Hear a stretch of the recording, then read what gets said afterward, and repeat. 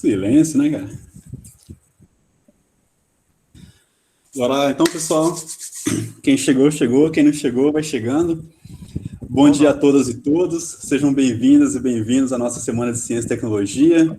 O tema da nossa semana é inteligência artificial, a nova fronteira da ciência brasileira. Essa atividade é promovida pelo IFMS Campos Dourados e oportunizada aos demais campi, além da nossa comunidade externa. Eu sou o professor Jair Costa, mais conhecido como Jack. A nossa palestra dessa manhã é intitulada Apresentando os principais termos da inteligência artificial. Para tanto, recebemos o professor mestre em ciência da computação pela Universidade Federal de Mato Grosso do Sul e atual coordenador do curso superior de tecnologia em jogos digitais, professor Rodrigo Sanches de Vigo, e o professor mestre em ciência da computação, Yuri Caram Benevides Thomas, ambos com mestrado na área de inteligência artificial. Bom, um professor que foi meu orientador na época da graduação, ele dizia que que um bom papo sempre se iniciava, né, com um cumprimento e uma pergunta. Né? Então, bom dia, professor Yuri, bom dia, professor Rodrigo. É preciso ser muito inteligente para trabalhar com inteligência artificial? Então, acho que se a gente responder essa rápido, aí as pessoas podem não ficar para a live, né? Então a gente vai enrolando. Então eu vou enrolar um pouco. Então, mas essa dá pergunta, pra gente voltar para essa pergunta no final. Essa pergunta é aquela do final, tá? Exatamente. Então, beleza. Então, eu gostaria que os professores falassem um pouquinho sobre o trabalho que vocês desenvolveram, né, que foi na área de inteligência artificial. E a bola está com vocês. Sei lá, eu vou começar então. Vamos lá. O meu mestrado foi na Facom, né, na UFMS, na área de inteligência artificial, que é uma área que é bastante forte lá. Tem o laboratório de inteligência artificial, que dentre os laboratórios lá é um dos que mais recebe verba e tem mais pesquisadores, né? No caso, o meu projeto foi em uma área dentro da inteligência artificial, que é de mineração de dados, porque a inteligência artificial, como a gente vai ver hoje, é uma área enorme, né? E a gente tem várias sub-áreas ali. E dentro de mineração de dados, a minha foi numa área mais específica ainda, que a gente vai falar hoje, que é de agrupamento de dados. Aí dentro dessa área, a minha foi numa mais específica, que é de agrupamento semi-supervisionado, que a gente também vai ver hoje. Então foi... Como pesquisa, a gente está sempre colocando um tijolinho mais alto ali, em cima do tijolinho que outras pessoas já colocaram, né? Sempre fazendo com que a área cresça. A minha contribuição foi numa área bem específica, né? Porque a parte mais básica as pessoas já fizeram, né? Já tem tijolinhos ali, né? Então, cada pesquisa de mestrado ou de doutorado é um tijolinho a mais numa área super específica, né? Nice. Bora, Rodrigão. Bom, eu também fiz o mestrado na Faculdade de Computação, né, e como bem disse o Yuri, a maioria das coisas, das pesquisas que envolve a Facom é na área de inteligência artificial. Né, é um dos laboratórios que tem mais alunos, sempre fazendo pesquisa desde o nível TCC até o nível doutorado, né? Então, é bastante alunos lá. E o meu caso específico foi a criação de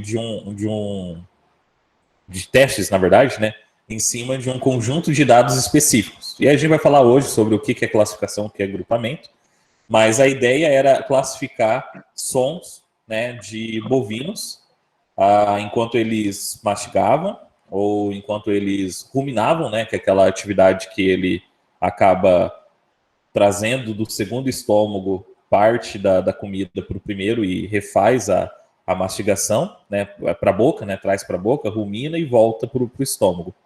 Então, a ideia era pegar esse conjunto de dados, né, e extrair informações. A gente vai falar um pouco sobre isso daqui a pouco, qual é a diferença entre essas dois termos aí, dados e informações, mas era esse foco, né? A gente classificar esses trechos de áudio para identificar o que o bovino estava fazendo naquele momento. E assim, com essa informação de quantidade de vezes que ele mastigou, quantidade de vezes que ele agachou, né, abaixou a cabeça para pegar algum pedaço de eles chamam de forrageira, né? Mas algum pedaço de pasto. E com isso inferir alguns outros dados, né? Por exemplo, a quantidade de nutrientes adquiridos a cada bocado, né? Que eles chamam, né? Que é quando ele abaixa, qual quantidade de vezes que ele fez isso, ou seja, durante o seu dia, quantos por cento do dia ele ficou procurando o melhor alimento, e isso ajuda na agropecuária como um todo. E como o Yuri bem disse também, a gente trabalha com tijolos. Então, é um tijolinho que, olha, daí surge outras atividades, outros trabalhos, porque é impossível em 2 anos você fazer desde a coleta, olhar para os dados e extrair essa informação e depois inferir essas outras informações, né? Por exemplo, como eu falei, a quantidade de nutrientes que o boi ingeriu, né? Que o gado ingeriu, isso é pesquisa para outras pessoas. Então, né? O nosso trabalho foi uma pequena parte de algo muito específico, né? Então foi esse trabalho que a gente acabou realizando aí. Tranquilo? E aí a gente vai descrever um pouco mais, com certeza, né? O que é cada um desses termos que a gente acabou de falar. Então a gente falou de agrupamento, né, Yuri? Que você fez a parte do agrupamento, falou de classificação, que é o meu trabalho, falou sobre dados, sobre informação. Então a gente vai, né, quebrar esses termos aí em várias definições. Mas bora lá. Perfeito. Então, para a galera que está acompanhando a gente, pode interagir ali pelo chat, né? Eu vou anotando aqui caso tiver alguma pergunta. Professores, vocês acham mais pertinente uma rodada de perguntas ao final da explicação, ou a gente pode interromper e fazer perguntas caso haja? Eu não vejo problema de, às vezes, perguntar no meio e tudo mais. Pode. Tá, então eu vou acompanhando aqui o chat. Se tendo alguma dúvida, ou eu peço para a pessoa se manifestar, ou então eu leio a questão, ok? Então, beleza. Está com os senhores. Então, eu acho que a gente pode começar falando pelo contato que muitos de vocês devem ter com inteligência artificial, que seria por meio da, sei lá, jornalismo, por exemplo, né? Você está assistindo a televisão, de repente tem alguma notícia, aí aparece lá, jovens fazem, sei lá, alguma coisa utilizando um item mágico que se chama inteligência artificial. Eles não explicam como é que funciona, o que importa é, como é que isso daí funciona? Palavra mágica, inteligência artificial. Pronto, você respondeu para como que aquilo funciona. Mas no fundo você não respondeu, porque você não sabe o que está ali dentro, que mágica está acontecendo. Você abre o seu código e tem, sei lá, hamsters numa esteira, coisa do tipo. Você não sabe o que tem ali dentro. E a ideia é a gente falar um pouco sobre o que tem ali dentro hoje. E o bacana é que quando a gente olha essas notícias, sempre é e a gente vai falar um pouco sobre as empresas que hoje estão, né, na vanguarda aí da inteligência artificial, e sempre houve. Google fez tal coisa, Facebook fez tal coisa, e são empresas que normalmente tendem a esconder bem como é feito, né? Só que a inteligência artificial é uma área muito grande. Ela não é apenas uma inteligência artificial conseguiu sonhar imagens, né? Conseguiu construir imagens do que ela consegue pesquisar, que é o exemplo do Google, né? Fez esses dias um conjunto de imagens que a própria inteligência artificial criou, mas aí existe, né, uma técnica por trás disso. Várias e várias, né? Exatamente. E às vezes é uma combinação. combinação. Uma pessoa pode dominar, né? A pessoa chega, eu sei tudo de inteligência artificial. Impossível. Ele vai saber um pedacinho, ele ou vai entender por cima de tudo, mas de forma aprofundada não, porque são várias áreas, são vários algoritmos diferentes que usam lógicas bem diferentes. Umas são mais usam estatística, outros usam outros tipos de coisa. E assim vai, né? Sim, sim. Então, quando a gente olha para um algoritmo desse, né, quando a gente olha para um código de inteligência artificial, a gente até imagina que é algo extremamente de outro mundo, né? Então, a pergunta que a gente sempre faz, né, e sempre que é feito para a gente, é muito diferente de um algoritmo normal? E aí o Yuri pode responder essa. Não, basicamente, claro, você vai precisar conhecer coisas específicas, né? Eventualmente você vai precisar ter algum conhecimento em estatística, eventualmente você vai ter que ter algum embasamento de estrutura de dados ali específico e alguma coisa do tipo, mas ele é um algoritmo como qualquer outro. Só que quando a gente não sabe como é que funciona, as coisas acabam tendo um significado diferente para a gente, parece algo inalcançável. Mas no fundo é um algoritmo normal. Talvez vocês tenham feito já algo do tipo que para alguém seja considerado inteligência artificial, mas você não sabia disso. Um if-else pode ser um algoritmo de inteligência artificial. Vocês já fizeram várias coisas do tipo aí. Então talvez vocês já tenham feito uma IA. E não Exato. Muitos trabalhos onde você tem um conjunto de informação que o usuário oferece. Eu já vi vários trabalhos aí, por exemplo, de calcular preço do sorvete ou determinar se aquele conjunto de dados que o usuário informou é ou não é algo específico. Isso é uma inteligência artificial no sentido assim, de que você fez uma das tarefas que a inteligência artificial foi proposta, que é a tarefa de classificação, né? Mas aí a gente vai falar um pouco mais depois. Só que, como o Yuri falou, você acabou já em algum momento escrevendo essa inteligência artificial. Talvez não muito inteligente, porque era muito específico para algum caso, mas é uma inteligência artificial, né? Uhum. Aí, no caso, a gente pode começar a entrar nesse mundo, não perguntando para as pessoas aqui, porque nós não estamos numa palestra presencial, mas todo mundo tentando imaginar o que você considera como uma inteligência artificial. Então, se vocês pararem agora para pensar em algo do tipo, é provavelmente um programa de computador que ele realiza tarefas que você imaginava que apenas humanos conseguiriam fazer, né?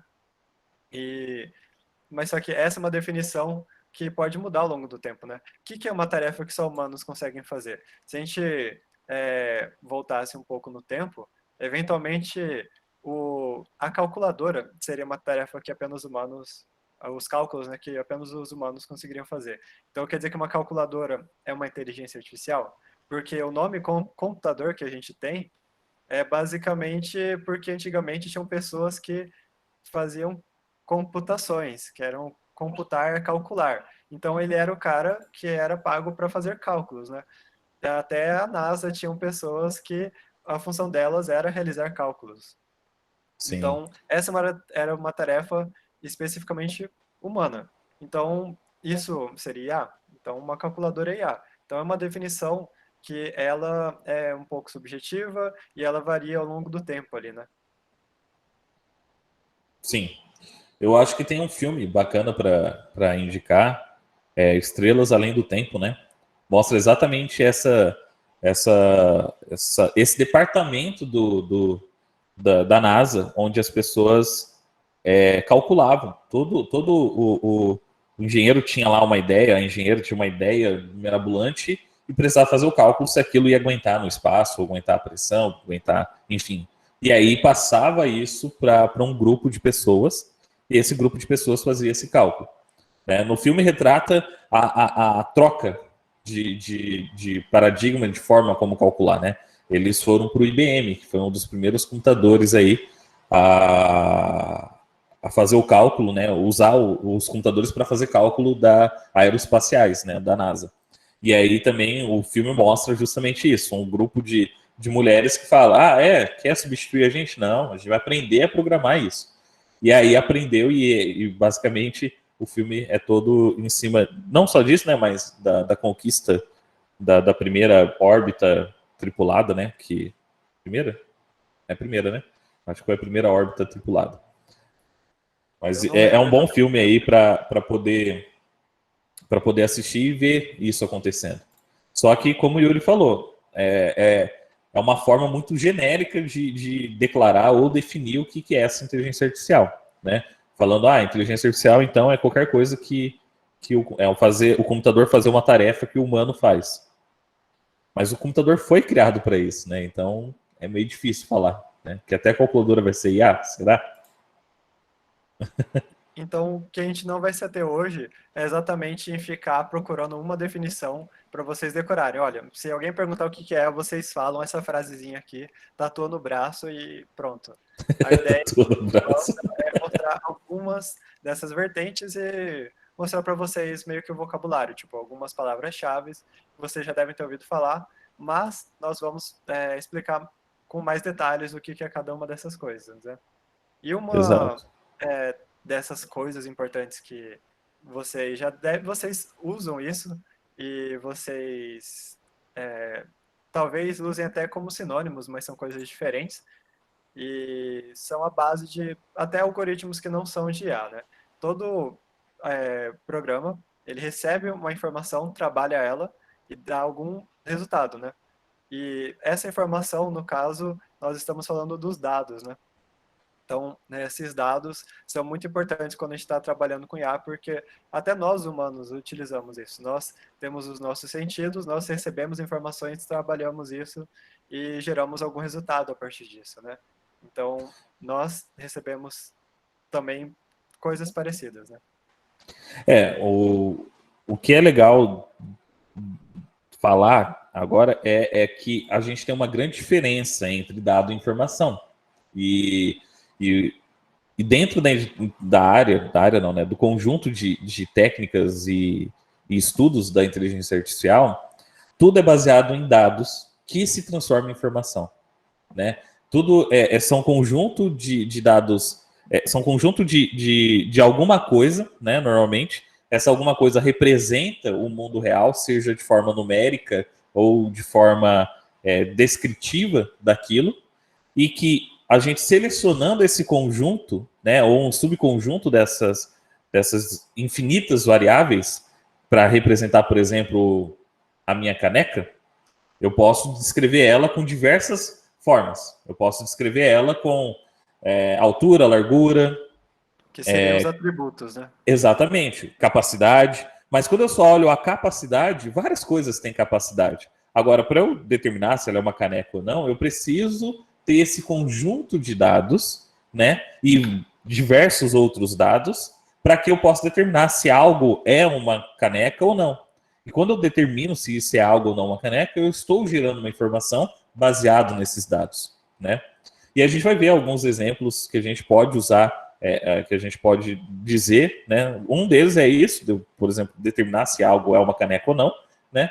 Mas os outros é um pouco mais aprofundado, né? Do que só caneca, se é caneca ou não é uma caneca, né? Mas isso é o básico, né? É o chão de todo o trabalho de inteligência artificial. É ele ter um conjunto de dados que ele trabalha, que ele desenvolve em cima disso para determinar, para classificar, para agrupar, ou até mesmo para aprender por si só, para desenvolver algum conhecimento em cima disso. É isso, Yuri? Um tipo de dado que a gente parece mágica também, quando a gente está olhando de longe, seria quando a gente acaba recebendo dados de imagens, vídeos e sons, né? Tá, como que um computador entende isso? No fundo, ele vai transformar tudo isso em números, né? No final, uma imagem, cada pixel tem um valor, que é o RGB dela ali, por exemplo, né? Então, tudo isso vai virar um dado que o computador consegue ler. Não é um evento mágico ali que acontece. São coisas que, quando a gente olha de perto, esquece o todo que parece mágico, a gente olha para os pedaços específicos, a gente começa a ver que são coisas meio que triviais, assim, que não é nada de outro mundo, né? E tá, aí a gente já sabe o que é dado e o que é informação, né? A gente pega os dados, se a gente consegue gerar alguma coisa a partir disso, vira uma informação para a gente, né? E os algoritmos de IA utilizam isso e são uma parte muito importante, porque já que eles têm que trabalhar de forma inteligente, eles têm que ter algum meio de descobrir alguma informação que nós humanos queremos com aquilo, né? Então, a gente precisa de um conjunto de dados, né? Esse conjunto de dados pode ser, vai variar de acordo com o que a gente quer. E a coleta de um bom dado vai ser importante para a gente gerar um bom resultado. Se a gente está querendo, sei lá, saber se vai chover em alguma cidade, que tipo de informação que a gente vai precisar? Provavelmente não é o número de farmácias daquela cidade. Então, a escolha de qual dado que a gente vai usar para gerar essa informação é muito importante. Não é o nome do ontem a gente estava prefeito. conversando- exatamente, que nem eu estava conversando com o Rodrigo ontem. A gente não vai pegar o nome do prefeito e a partir disso gerar alguma informação relevante para saber se vai chover ou não. A gente tem que saber quais dados são úteis para o que a gente está querendo, né? E tem algumas O perguntinhas ali, né? Matheus, o Matheus Oliveira pergunta aqui se esses dados já vêm inseridos na IA. Então, às vezes é um processo até separado, né? Tem alguém que já coletou esses dados e eles ficam disponíveis. Tem até vários conjuntos de banco de dados. Vou até colocar o nome no chat, caso alguém se interesse. E tem, por exemplo, o Kaggle, que ele é meio que um busca do Google para quem quer procurar dados aí. Por exemplo, tem alguns conjuntos de dados famosos que vários algoritmos que fazem a mesma coisa testam a partir deles para a gente saber qual deles possui o melhor resultado, né? Quem se aproxima mais do real, né? Então, aí você consegue avaliar quais são os melhores algoritmos para aquilo. Pode Exato. crer. O Álvaro pergunta também ali se é possível que uma IA chegue ao Node.js. Essa Skynet... Não, tô brincando. Então, Álvaro, dentre as bibliotecas que a gente tem para desenvolver códigos, pois só consigo explicação com redes neurais, mas com outros métodos como Monte Carlo e Planning, não consigo. Tá. Enfim, dentro das bibliotecas, a gente tem uma biblioteca que é o Scikit-Learn, né? Essa biblioteca ela é escrita em Python.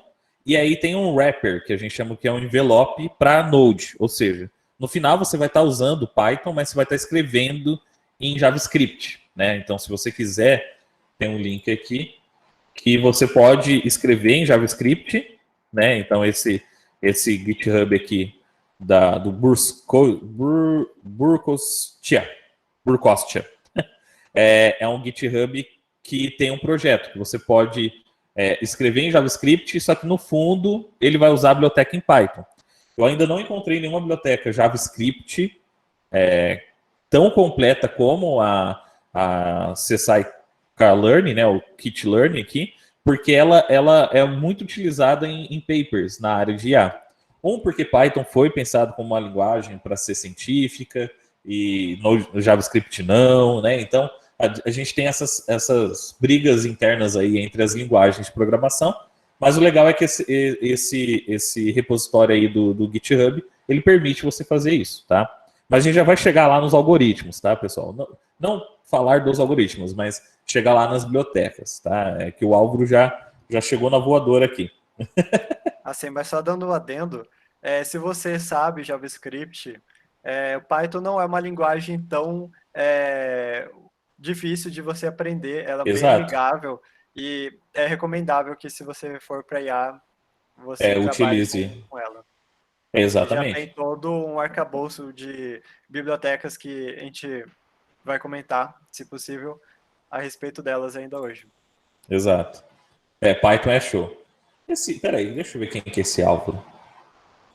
Esse Álvaro é o professor que deu aula? Eu fiquei pensando primeiro isso, mas... Ou ele é um aluno nosso? Lembrando que temos alunos de todos os campi, né? Exato. Que tem um professor que deu aula, substituto nosso, do IF, ele era fascinado por Python. Talvez é o mesmo Álvaro.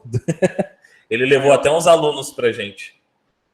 Uma pergunta interessante ali do Matheus se a IA pode receber novos dados do usuário, né? Então, existem alguns tipos de abordagem, né? Que a gente vai comentar. Uma que... Melhor, a gente vai chegar lá. Quando a gente for falar de classificação e de agrupamento. Exato. Vamos caminhando aí. Então, o dataset, Yuri, só para a gente bater o martelo aqui, existem alguns datasets já meio padronizados para justamente testar a eficiência dos algoritmos, é isso? Aham. Mas se você está querendo fazer algum trabalho específico, por exemplo, você trabalha para uma empresa, tem um conjunto enorme de dados e você quer trabalhar em cima deles, né? Aí você não vai utilizar esse conjunto aqui que eu coloquei no chat. Você vai usar os dados da própria empresa, né? Então, se você quer algo específico, você vai ter que usar esses dados. E a ideia é essa, né? E se a gente está fazendo esses testes para ver qual é o melhor algoritmo, é para que eventualmente a gente aplique em algum contexto específico, né? Seja numa empresa que você trabalha, seja para fazer alguma pesquisa sobre coronavírus, sobre câncer, sobre o que for, né? Se Uhum. você encontrar uma boa aplicação para IA naquilo, né? Aí você utiliza. Não que você tem que pensar na IA para depois pensar no problema, até porque a IA é uma ferramenta. Você pensa na ferramenta que é mais útil depois que você entende o problema, né? Exato, né? Você não pensa que. Você não pega primeiro a chave de fenda para bater um prego. Você olha para o prego e fala: eu acho que é o martelo ideal aqui, né? Óbvio que de vez em quando a gente usa a chave de fenda para bater porque o martelo está muito longe. Mas não é o Também conhecido correto. como gambiarra. É Eu tenho conhecido uma, como. eu tenho uma dúvida aqui. Pode falar, Jack. Então, a inteligência artificial, ela pode ser utilizada em qualquer situação? Ou ela tem alguma limitação, assim, em relação a uma problemática específica, um tema específico? Eu acho que a academia vai para esse caminho de tentar para vários lugares, né? Então, de tentar aplicar essa ferramenta para vários lugares. Hoje já tem bastante coisas consolidadas, né? Áreas consolidadas, por exemplo, extração de informação baseada nas redes sociais. É óbvio que vai usar IA, extração de informação, e aí o Yuri pode depois falar sobre o Big Data, sabe? Então já existem bastante áreas consolidadas que falam, olha, isso aqui é IA, entende? E tem outras que não. E como a gente já falou, né? Às vezes um simples if else de você determinar se isso é aquilo, ela é uma mini inteligência artificial.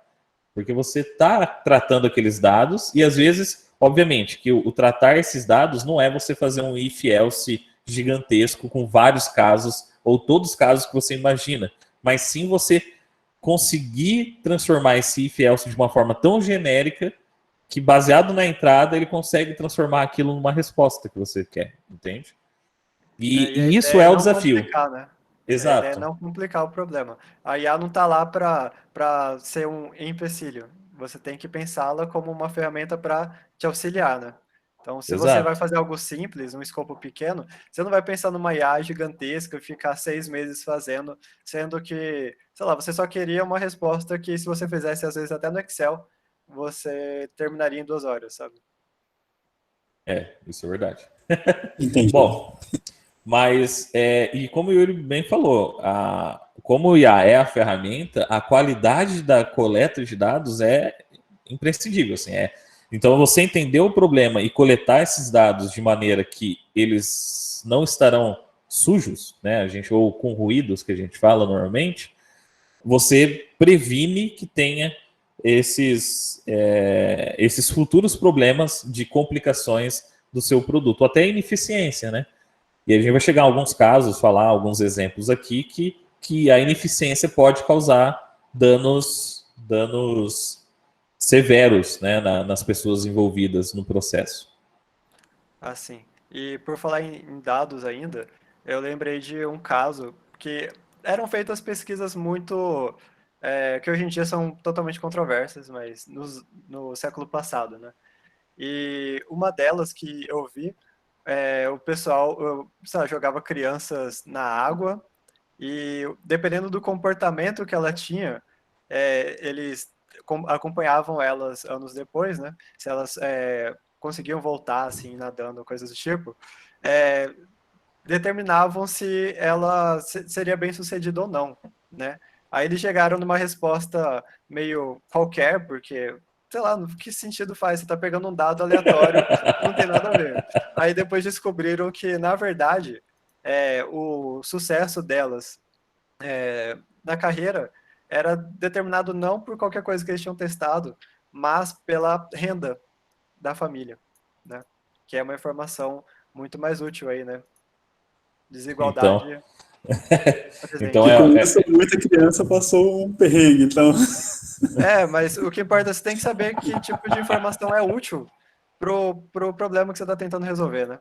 Se você pegar um conjunto de dados ruim, você já não vai gerar a sua resposta, não importa se o algoritmo seu seja muito bom.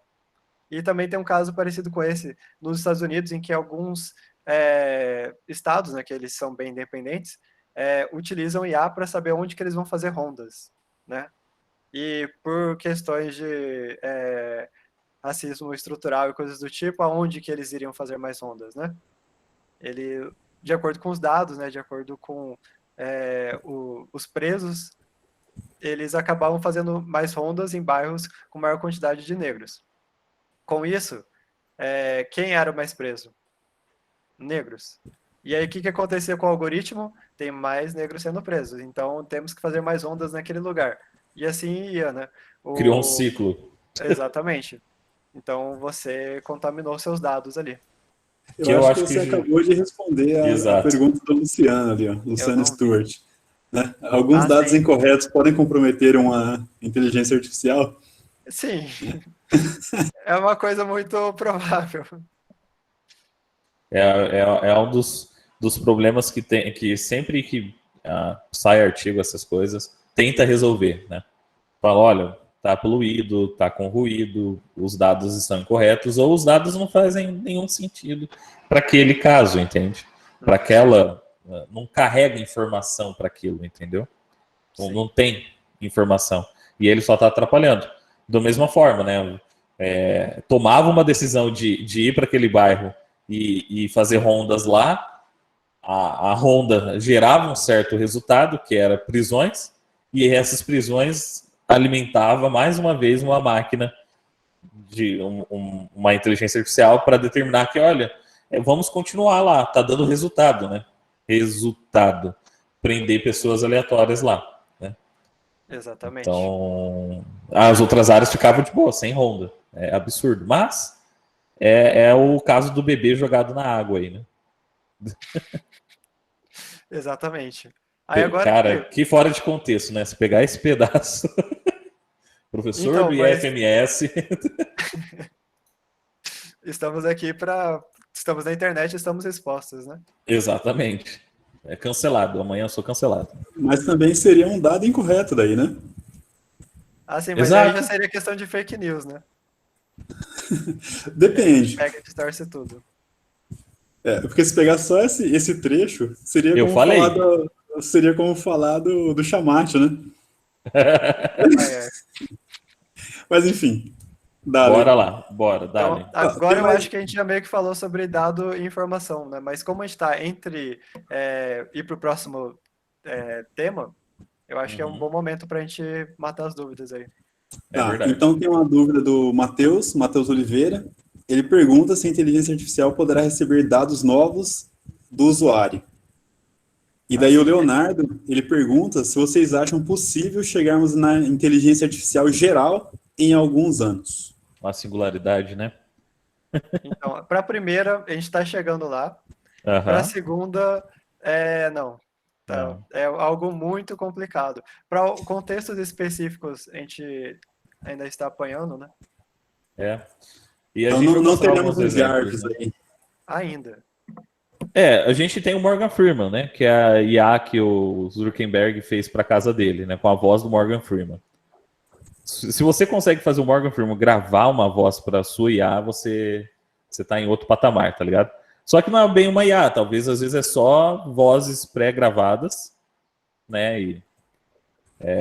E é uma coisa que, né, o Zuckerberg não falou sobre como que ele fez essa inteligência artificial na casa dele, mas a gente está longe de ter a singularidade, assim. Outro filme aí que vou deixar para vocês assistirem, o Ex Machina. Ex Machina? Ex Machina, não sei. Ex Machina, talvez É um bom filme que fala sobre o... Oi? Não vi. Não, eu te corrigi, mas eu não vi.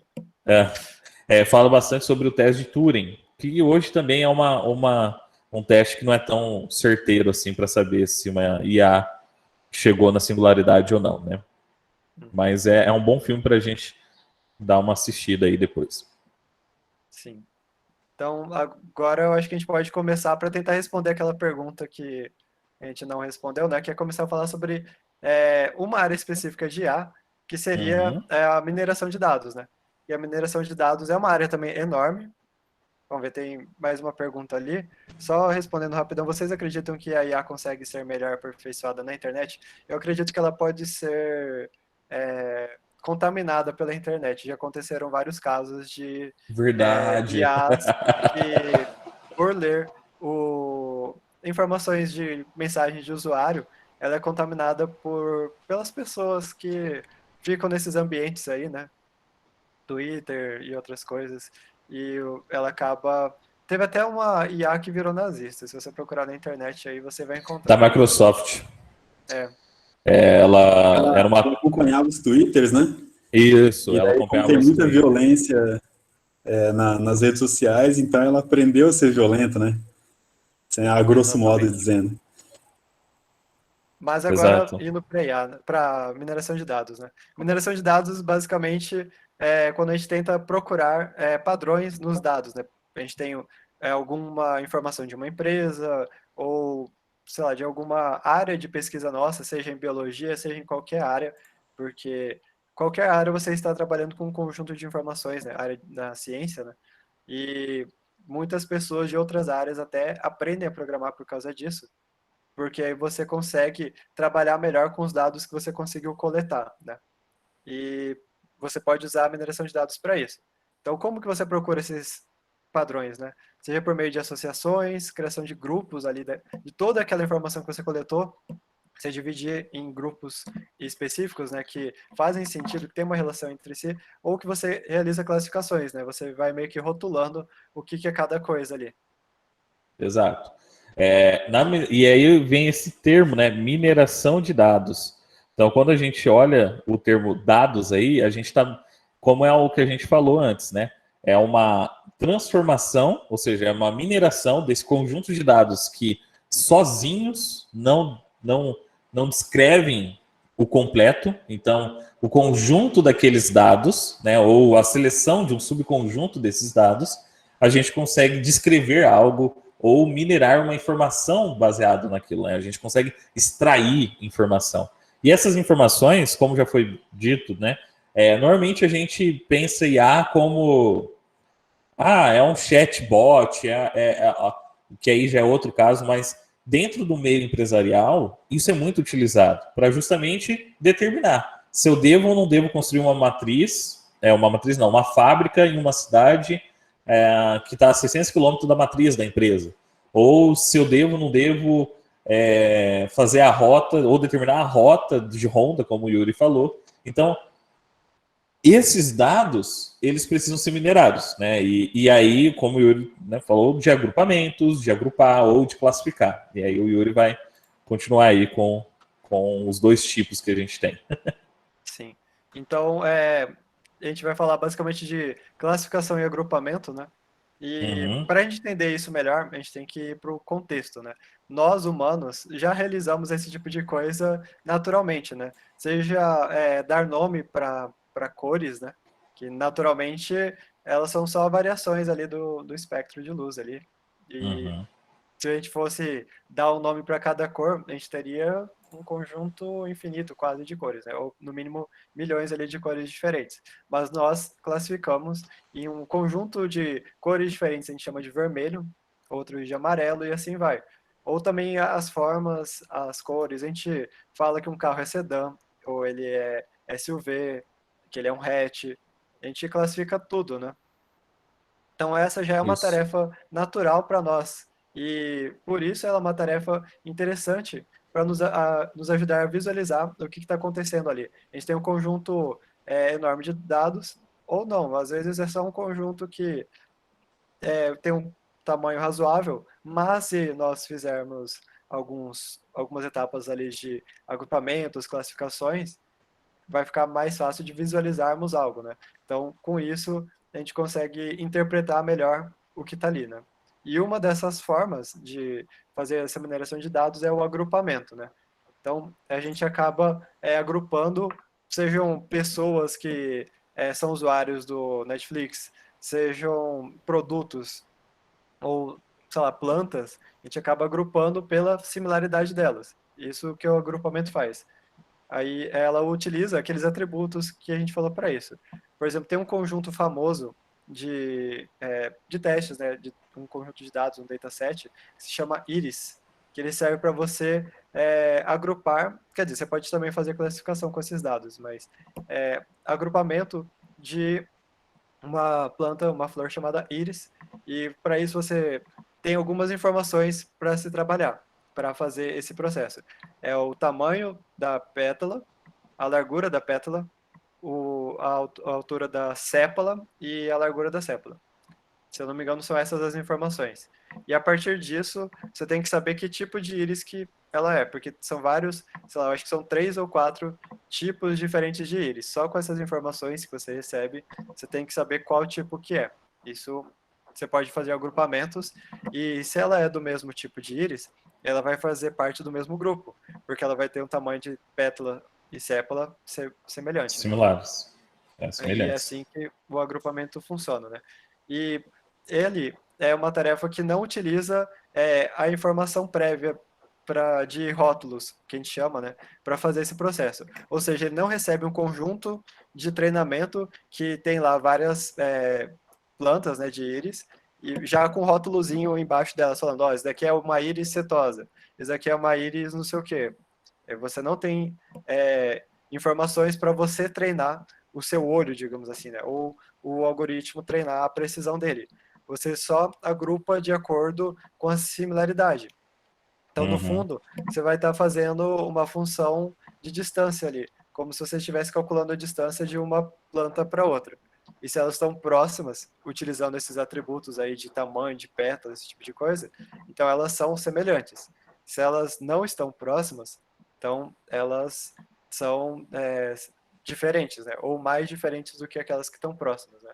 Então é isso que o agrupamento faz. E ele é uma tarefa não supervisionada porque ele não olha que tipo de íris que está ali. Ele só vê os atributos e faz o agrupamento. Um outro tipo de agrupamento, que ele é um pouco mais incomum ali, até foi a minha pesquisa do mestrado, é o agrupamento semi-supervisionado. Ele não tem um conjunto de testes que ele vai lá e treina meio que o olho dele para saber qual tipo de íris é qual. Ele só utiliza isso em momentos específicos. Por exemplo, no algoritmo que eu criei, o algoritmo ele fazia sem supervisão nenhuma, ele só olhava as distâncias ali e separava, né, colocava em conjuntos diferentes. Se ele entrava num conjunto específico em que a distância era meio que entrava meio que num ruído, né? Ele não sabia exatamente em qual conjunto colocar, aí ele pedia ajuda do usuário. E só nesses casos super específicos. Então ele Dos era considerado... universitários. ele pedia ajuda para os universitários. Então nesse conjunto super específico, ele pedia ajuda, e por isso que ele era um tipo de agrupamento chamado semi-supervisionado, porque ele faz a aprendizagem semi-supervisionada. Então geralmente os algoritmos de agrupamento são não supervisionados. Nesses casos específicos, é um outro tipo, que é o semi-supervisionado. Aí, uma empresa que realiza agrupamentos é o Netflix, para saber quais recomendações dar para você.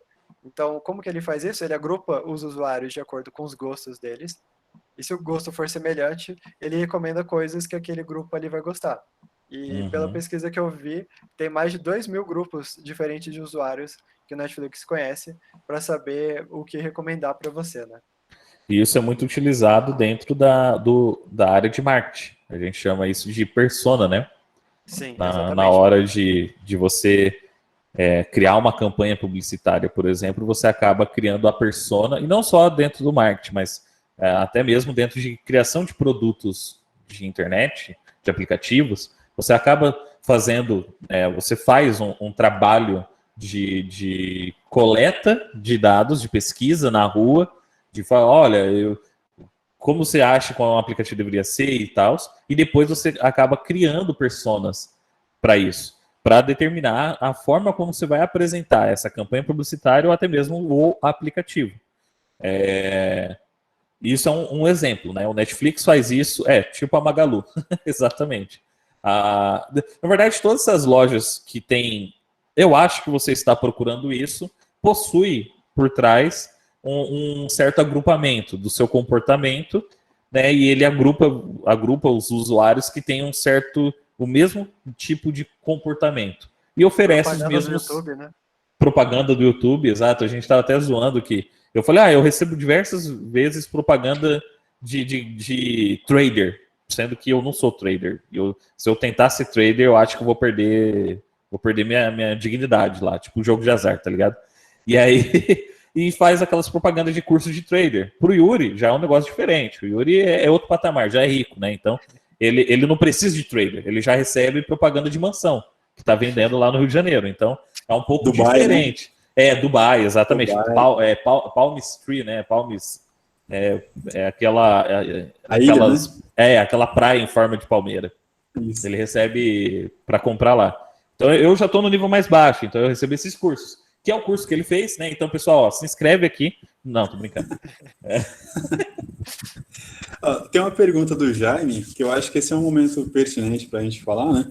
Uhum. Então, essa forma de obtenção dos dados e análise dessas informações seria como no Big Data, Big Data? Big Data é um pouco mais. Aí, ó, já agrupando, Caso né? específico, né? Mas a mineração de dados, quando você tem um Big Data, você realiza a ação de minerar dados, entende? Você minera dados em cima daquilo. Então, o Big Data é só um termo cunhado aí, né? Feito, né? Para que determine que, olha, essa grande quantidade, o Yuri vai falar da grande quantidade que tem, essa grande quantidade de dados, ela é gigante. Então, vou chamar isso de Big Data. E aí tem técnicas, obviamente, que foi criado, técnicas todas para essa área, mas no fundo é uma mineração de dados que está sendo feita lá, né? Então, mineração de dados é um escopo menor de algo, e o Big Data é algo maior. Então, seria que, sei lá, mineração de dados é a ferramenta utilizada para se trabalhar com Big Data, talvez? É isso, Mas Yuri? nem sempre. Você pode trabalhar também em mineração de dados e não ter um Big Data. Exato, né?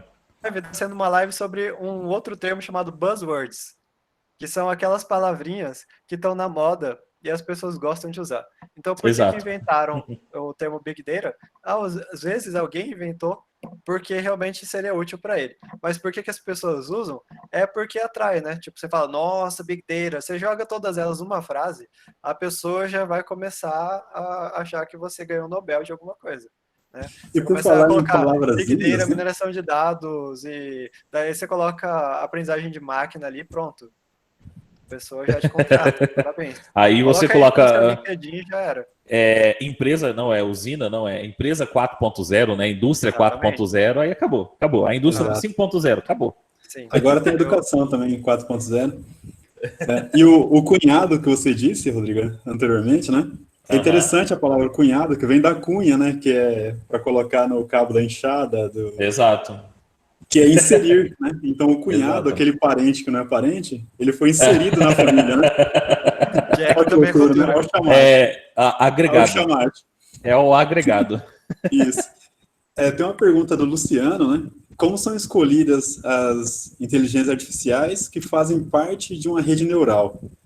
Os tipos, por exemplo, colocar uma que sempre vai estar errada para validar a resposta das outras. Esse é o processo de treinamento, né? Seria No fundo, você isso? pode nem saber o que está rolando ali. Exato. Porque muitas vezes é isso que acontece. Uma Sim. rede neural você dá os dados, mágica acontece. Eu falei brincando que a gente ia tirar toda a mágica do negócio, mas no fundo, rede neural ela acaba jogando dados no começo e os valores ali que são calibrados, né, as variáveis, vão de acordo com os dados e o formato da rede neural que você formou, né? Isso. Que aí ela vai sendo testada e no fundo são só variáveis que vão se ajustando para que a saída seja de acordo com o que você gostaria que aquela entrada gerasse, né? Que aí entram os conjuntos de teste que fazem parte de um outro tipo de mineração de dados, que é a classificação, que eu acho que o Rodrigo vai poder falar melhor agora. Sim. E aí, o Yuri falou bastante sobre o agrupamento, né? Onde você não conhece de antemão, você tem lá um conjunto de dados. E aí, pessoal, a gente tem que determinar o seguinte: para que a gente possa gerar ou agrupar, de certa maneira, a gente precisa ter esse conjunto de dados, que até o Luciano, né? Falou sobre os testes. A gente pode ter um conjunto de dados de testes, e a gente vê esse conjunto de dados de testes bem utilizados, que é o do Iris, ele tem rótulo, né? Tem alguns que tem rótulo, né, Yuri? Eu não lembro Todos se eles têm rótulos que, se você não utilizar esses rótulos no seu processo, você está fazendo um agrupamento ali, né? Se você está fazendo agrupamento, você não usa. Mas ele já vem com os rótulos porque você pode usar em outro contexto, que é o da própria classificação, né?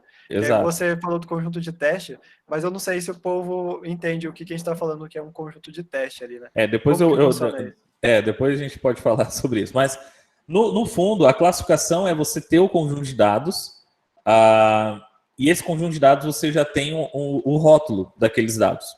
Você pode ter o rótulo daqueles dados. E aí você quer classificar um novo dado, né, um novo conjunto de informação, e você não tem o rótulo dele. Então, por meio desses outros dados, que você já sabe o que eles são, você consegue classificar esse novo dado. Então, quando eu dei o exemplo da caneca, por exemplo, eu quero classificar se um objeto que eu tenho é uma caneca ou não. E eu passo para esse meu algoritmo de classificação um conjunto de informações de diversas canecas que tem. Então, eu passo várias canecas e vários exemplos de canecas. Falo, olha, isso aqui é uma caneca, tá? Eu aviso para ele que isso é uma caneca. E depois eu passo um novo objeto. Isso aqui não é uma caneca, isso aqui é uma tampa de garrafa, né? De garrafinha de água. E aí, uma vez que eu passo essa informação aqui, os dados dessa tampinha, eu posso passar, por exemplo, ela é a altura, a largura, a espessura do material, o tipo de material, o volume, né, que eu consigo encher de água aqui dentro, diferente da caneca. E aí, esse algoritmo vai comparar usando diversos tipos de técnicas, tá? Ou uma técnica, mas, enfim, existem diversas técnicas para fazer esse tipo de trabalho, e aí ele consegue determinar se essa tampa é uma caneca ou não. E aí a gente tem algoritmos espaciais, a gente tem algoritmos espaciais, quando eu falo de espaços, né, de um espaço euclidiano, por exemplo. A gente tem um algoritmo de árvore de decisões, que aí é um monte de if-else, como vocês gostam de... quando a gente fala de muita gente fala que é um monte de if-else. A gente tem árvore de decisão, a gente tem várias técnicas que pode ser feito isso. Então, a tarefa de agrupar é você só saber se aquilo deveria estar naquele grupo ou não. Não sabendo se aquele grupo é X ou Y. Ou seja, se eu colocar, né, fazendo esse algoritmo, ele vai criar dois grupos. Né? Eu tenho um monte de caneca e eu tenho várias tampas. Ele vai criar dois grupos. E para o algoritmo, ele não sabe se o grupo A é tampa, o grupo B é caneca. Isso ele não sabe. Na classificação, eu consigo saber se isso aqui é uma tampa ou é uma caneca. Um exemplo mais simples é a gente determinar se vai chover ou não, por exemplo. Eu tenho uma tabela lá onde essa tabela, uma planilha do Excel, que eu coloco lá, todo dia eu vou marcando umidade, temperatura e velocidade do vento e outras informações, se o tempo está nublado ou não. Enfim, o conjunto de informações que eu olho pro céu e vejo se está ou não está. É nublado, a temperatura, eu olho para o celular, vejo a temperatura, vejo a quantidade de umidade, de vento e tal. E coloco se choveu ou não aquele dia. Faço isso por 30 dias. Gerei aí uma base de dados pequena, mas gerei uma base de dados de um mês aí, né, de informações. Choveu, não choveu, choveu, não choveu. Óbvio que eu teria que pegar no mês que chove metade, não chove metade, para que eu tenha informações mais precisas, dados mais precisos. E aí, num outro dia, eu pego essas informações, ou eu faço previsão de temperatura dos outros dias, eu pego esses dados de outro dia e faço e classifico se aquele dia vai chover ou não, baseado nos 30 dias anteriores. Então, isso é uma forma de classificação, né? A meteorologia trabalha com isso, baseado em estudos, mas né, de tempos passados, ó, se a nuvem estiver assim, quer dizer que está vindo uma frente fria para o Brasil. Então, a meteorologia não acerta, como também um algoritmo, uma forma de classificação pode não acertar, tá? Então, a ideia de classificação é basicamente essa. Você determina qual é a categoria daquele objeto, daquele dado, daquele grupo de dados. Quando a gente classifica, a gente pode classificar, como eu falei, canecas, ou até mesmo classificar se a pessoa está com câncer ou não. Isso é muito utilizado, né, dentro da medicina, esse tipo de classificação. Pega um monte de resultado de exame e classifica se a pessoa está ou não com câncer ou com algum problema cardiovascular ou com algum problema ósseo, né, osteoporose. Isso. Ou alguma outra doença que pode ser determinada por esses dados. Obviamente que teve um trabalho aí, né, de médicos falando, olha, esse exame é importante. Esse exame não é tão importante, que é aquele esquema lá de tacar o bebê na água, né? O especialista é sempre útil na construção do algoritmo ali, né? Exatamente. Tem que conversar primeiro com o especialista, saber o que ele faz, como que ele faz, né?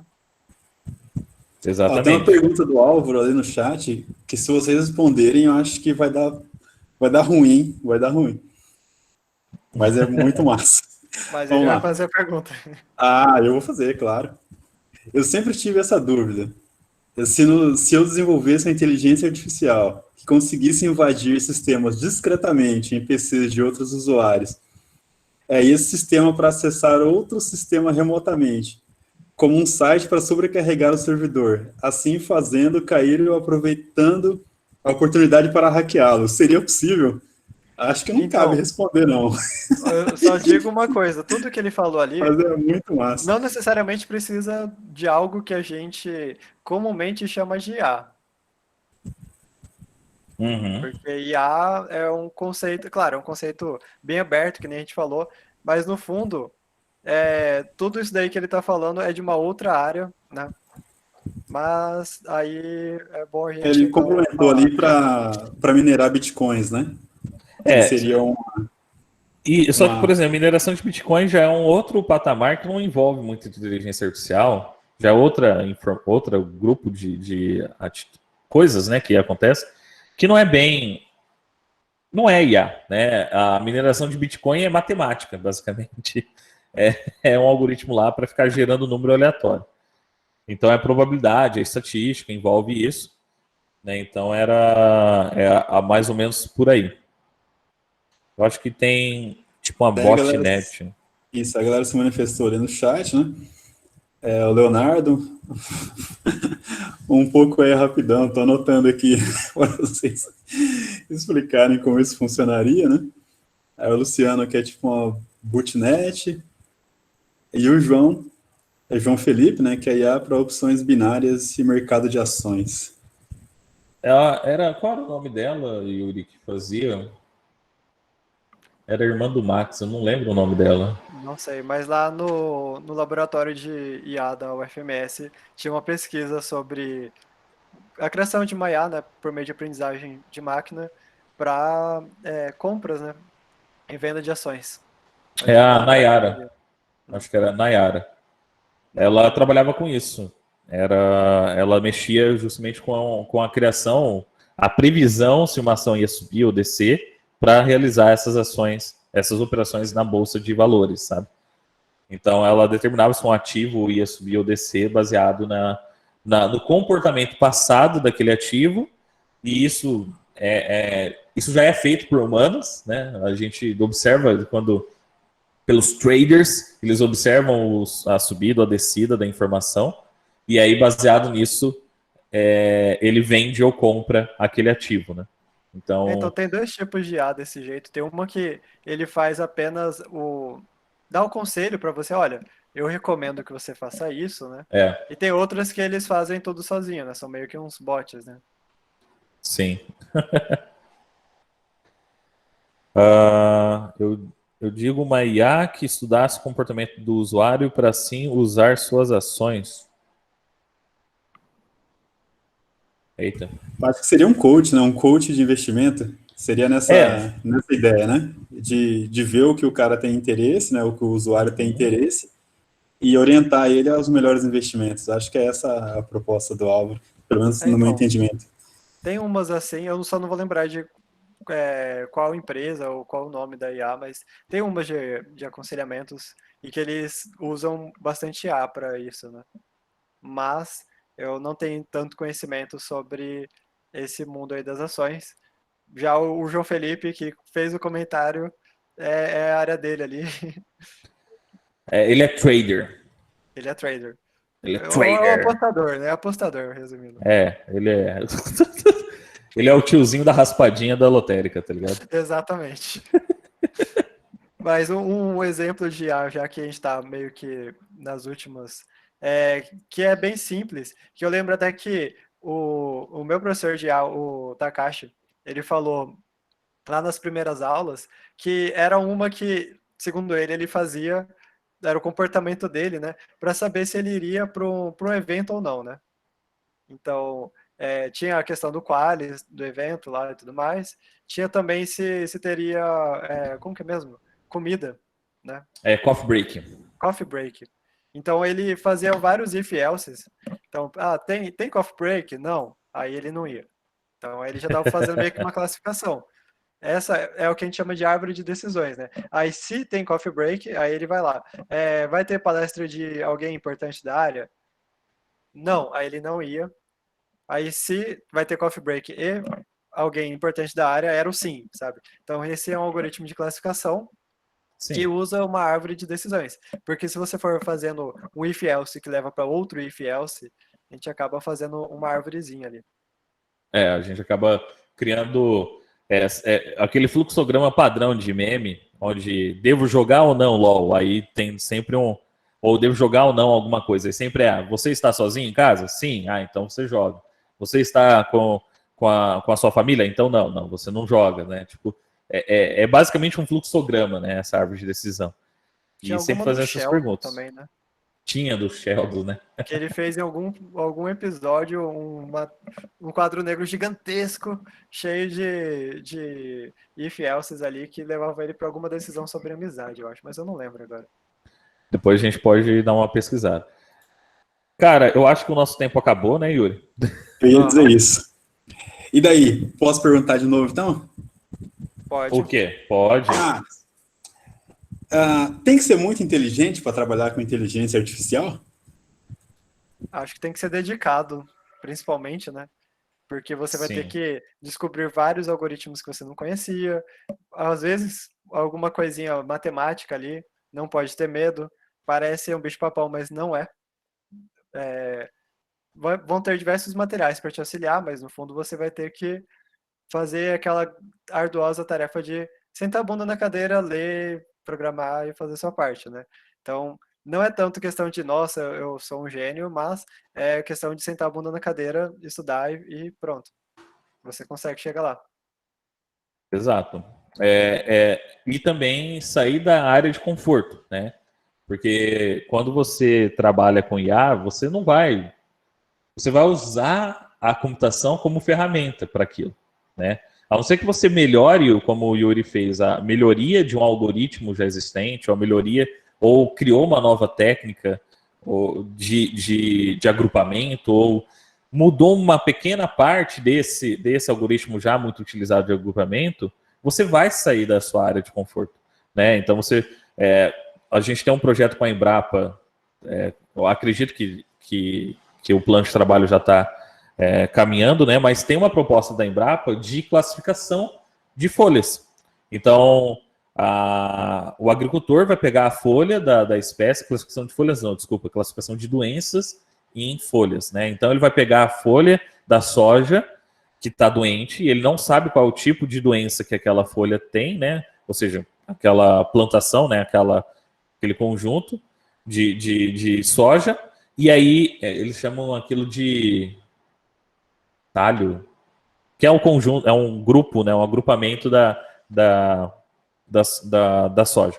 E aí eles vão pegar essa folha, tirar uma foto e comparar com outras fotos. É como se É como se os pesquisadores, né, isso já é feito isso manualmente. Os pesquisadores têm uma pasta, aquela pasta de música, cheia de folha enfiada, assim, e determinado, olha, essa aqui é uma doença X, essa aqui é uma doença Y, essa aqui é uma doença Z, e aí a pessoa pega essa pasta cheia de folha, compara, tem uma mancha aqui, tem uma mancha ali, ok, então eu acho que pode ser essa aqui.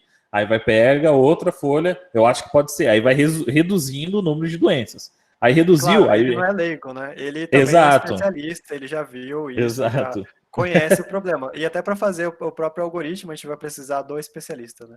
Exato. Então, quando eu falei que ele faz isso, é o pesquisador da Embrapa, né? Porque se for o agricultor, às vezes ele é. Então, o pesquisador pega essa folha do agricultor e consegue comparar, já com o olho treinado.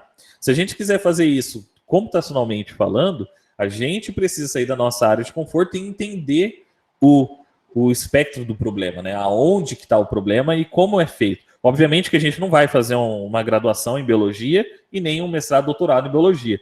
O pesquisador da Embrapa está lá para isso, obviamente. Mas a gente precisa entender o mínimo para conseguir extrair o conjunto de dados importantes daquele conjunto de folhas, extrair o conjunto de atributos, características da folha, igual como eu falei, da caneca, altura, largura, volume, extrair aquilo para poder, então, gerar esse programinha, que o cara lá no meio do pasto não, da plantação, tirar uma foto com o celular e essa foto já ter o resultado final.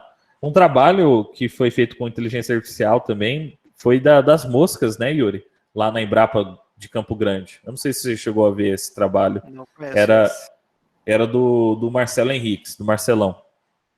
Ele usou, que é uma área da inteligência artificial, que é a visão computacional, né, que você precisa utilizar enfim, a visão computacional no geral. E aí ele tirava, era uma placa com adesivo, as moscas morriam, né? Paravam lá, colavam na placa, e aí, usando as fotos e usando um algoritmo, com várias fotos já aparecidas, de moscas e afins, ele determinava a quantidade de mosca que tinha naquele metro quadrado do pasto, que é aquela mosca do estábulo, né? Que é uma mosca muito prejudicial para o negócio do gado. Então, ele sabia a quantidade que tinha e aonde tinha que aplicar o veneno para matar as moscas e assim por diante. Então, é uma outra área, outro trabalho que foi feito também lá na faculdade de computação. E aí, de novo, teve que sair do espectro computação para ir para um espectro de zootecnia, agronomia, zootecnia, veterinário, enfim. Outro espectro completamente diferente. Então, esse trabalho interprofissional é importantíssimo, então, para o desenvolvimento de uma inteligência artificial. Com certeza, com certeza. Igual outras áreas da computação, a gente tem bioinformática, que também tem que sair do conforto para poder desenvolver. A computação, A não ser que você esteja desenvolvendo um algoritmo genérico que você vai poder aplicar em outros lugares, mas a gente está falando da aplicação em si, né? Exato. Isso, uma aplicação com fim específico, então ela requer o especialista em inteligência artificial e o especialista naquele setor de aplicação da inteligência artificial, isso? Porque em algum momento você vai ter que testar, né? Então, quem é o melhor para dizer que aquilo está certo ou não, né? É a mesma coisa, tipo, como que calcula como que sabe que aquilo representa 1 quilo? Existe um teste, um modelo de 1 quilo em algum lugar do mundo que serve para falar que aquilo é 1 quilo. Né? Que aquela quantidade de massa representa 1 quilo, né? Daquele objeto. Galerinha, o papo está excelente, mas extrapolamos nosso tempo aí estipulado, né? Então, gostaria que vocês, Yuri e Rodrigo, né, fizessem as considerações finais aí. E é isso. Então, vamos ver. Uma que a gente não comentou tanto, a gente falou lá no começo, mas quem acabou perdendo se você quer entrar nessa área, recomendo o aprendizado da linguagem Python, né? E começar por algoritmos simples, né? Não tenta começar querendo ver rede neural, porque você pode acabar tendo um trabalho muito grande no começo e isso pode te desanimar, né? mas tenta dar uma lida em materiais mais simples, de algoritmos mais tranquilos, né? E sempre indo aos poucos. Não é algo que você vai aprender de um dia para o outro, né? E como muita coisa grandiosa, você vai precisar de tempo e dedicação para isso. Então, não adianta você achar que isso vai ser um projeto de uma tarde ou de um final de semana. Então, é dedicação constante e aprender um pouquinho a cada dia, né? Exato. O Yuri falou um negócio bem interessante, esse negócio de um final de semana. Não é pegando uma playlist do YouTube que você aprende isso, tá, pessoal? Apesar de ter muita informação já mastigada, né, e digerida no YouTube, e isso é importante para que introduza as pessoas, igual a gente fez aqui, introduza as pessoas para a área, né, de desenvolvimento de IA, enfim, na área específica, mas é necessário que sente a bunda na cadeira e estude. E não é um final de semana ou uma imersão de uma semana que você vai sair profissional na área. Sobre o conteúdo a ser estudado, é isso aí, é o básico. Você começa com a árvore de decisão, mas é importantíssimo estudar matemática e estatística. É importantíssimo ter isso solidificado como base, sabe? Porque não, mais estatística e probabilidade do que matemática. Obviamente vai aparecer algumas coisas matemáticas mais avançadas, como integral, cálculo 1, cálculo 2, mas isso às vezes é reduzido como uma função no Python, né? Você só escreve a função, ela calcula para você. Mas é importantíssimo entender esses conceitos de estatística e probabilidade, né? O que é entropia, o que é valores. E isso também é importante falar, que quando chega em um conjunto específico de dados, você vai verificar que existem coisas específicas daquele conjunto de dados. Então, se você está trabalhando com áudio ou com imagem, você vai ter termos específicos sobre imagem. Se você está trabalhando com áudio, som, para fazer essa análise, ou seja, a extração de dados em cima de sons, você também terá informações importantíssimas que está vinculado com áudio, frequência, volume, tempo, janela, enfim. São coisas que você vai ter que estudar a parte daquele domínio, né, que a gente fala que é específico do domínio. Agora, quero fazer um negócio genérico, um algoritmo, aí sim, aí você é matemática pura e pau na máquina, né? Porque igual quando fala de rede neural, é pura matemática. É uma função matemática. No final, a rede neural é uma função matemática ponderada. E esse ponderamento, né, essa criação de coisas, você precisa estudar muito matemática. Então é isso aí, gente. Só um último adendo, que eventualmente quem for entrar nesse mundo vai acabar lendo materiais que não, mesmo que não sejam artigos científicos, mas vai ter uma abordagem mais científica, né? Então, você saber ler artigos científicos é muito importante, né? Eu coloquei ali no chat o link de um Instagram de um cara que ele dá várias dicas tem até um post dele exatamente sobre como ler artigos, e é muito importante, porque senão vocês vão acabar se afogando, né, nessa leitura. Olha que legal, ele tem várias dicas aqui. Olha o Mendeley é massa. Bom, galera, então chegamos ao final oficial, né, dessa transmissão. Claro que daí, eu encerrando a gravação aqui, a gente pode continuar um bate-papo aqui, se for de interesse de todos, né? Mas então gostaria de agradecer a presença de todos que ainda estão aqui, agradecer a presença de quem esteve por aqui, de quem contribuiu com perguntas e também quem aprendeu bastante aí. Agradecer novamente o professor Rodrigo, o professor Yuri, show demais a fala de vocês. E é isso, pessoal, aproveitem a Semana de Ciência e Tecnologia, vocês ainda podem passar por lá e ver os trabalhos da Feira de Ciência e Tecnologia, né, da nossa FECIGRAM, com nossos jovens pesquisadores e pesquisadoras aí. Então, beijo no coração, uma ótima semana a todos e todas. Até mais. Cruz, tchau, tchau.